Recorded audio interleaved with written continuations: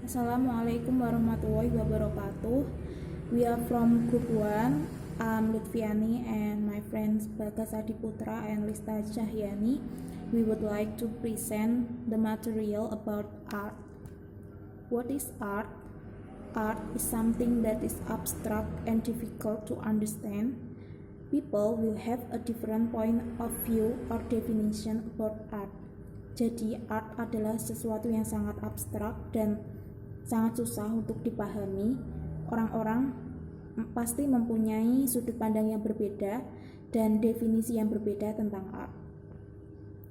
Art can be understood as the creative use of the human imagination to express, engage life, modifying experience reality in the process.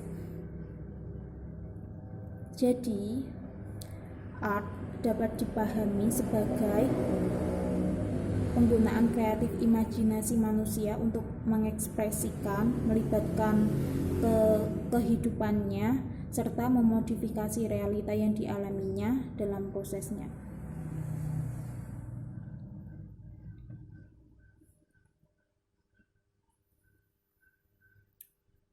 Many Western people consider art as exclusive sense, serving no practical purpose, but most people in past and present have used art to give meaningful expression to almost every part of their culture, including ideas about religion, kinship, and ethnic identity.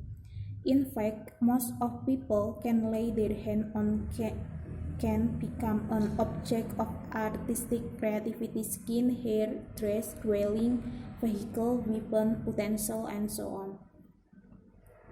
Jadi, banyak orang barat menganggap art itu sesuatu yang tidak masuk akal, tidak memiliki tujuan praktis. Tetapi kebanyakan orang di masa lalu dan sekarang menggunakan seni untuk memberikan ekspresi yang bermakna hampir di setiap bagian budaya mereka, agama mereka, terus kekerabatan dan identitas etnis mereka. Bahkan sebagian orang itu menjadikan art sebagai objek kreatif, artistik kulit, rambut, pakaian, tempat tinggal, kendaraan, senjata, peralatan, dan sebagainya. There are many forms of art such as visual, verbal, musical, dance, and so on. In this paper, we just focus on discussing verbal art. The verbal art include narrative, drama, poetry, incantation, proverb, riddle, word game, as well as naming procedure, compliment, and insult when this takes structure and spatial form. Narrative seem to be one of the easiest kind of the verbal art to record and collect. Jadi ada banyak bentuk seni, seperti visual, verbal, musik, tari, dan sebagainya. Dalam makalah ini kita hanya fokus diskusi tentang seni verbal.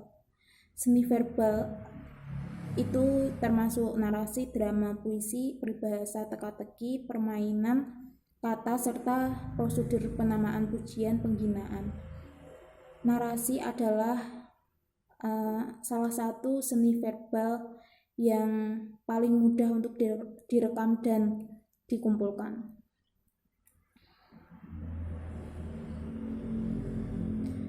It is cause of they are the most reproducible of the art have considerable popular. They have received considerable attention from linguistic and anthropologists. Jadi, kenapa narasi itu yang lebih gampang dan yang lebih mudah untuk direkam dan dikumpulkan? Karena disebabkan narasi adalah yang paling dapat direproduksi dari seni dan memiliki popularitas yang cukup besar dan telah menerima banyak perhatian dari ahli bahasa serta antropolog.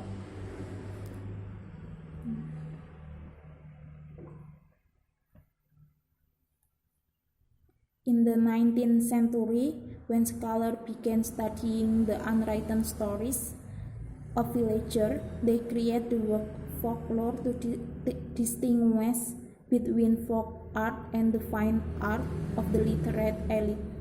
Jadi pada abad 19 century, ketika para sarjana memulai belajar story yang tidak tertulis atau verbal, semi verbal, mereka menciptakan the word folklore untuk membedakan antara folk art dan fine art.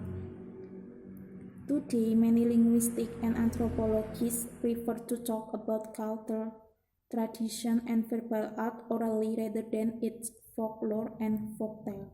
Jadi sekarang banyak linguistik dan antropologis itu lebih prefer talk about culture, tradition, and semi-verbal secara orally, secara berbicara daripada secara tertulis.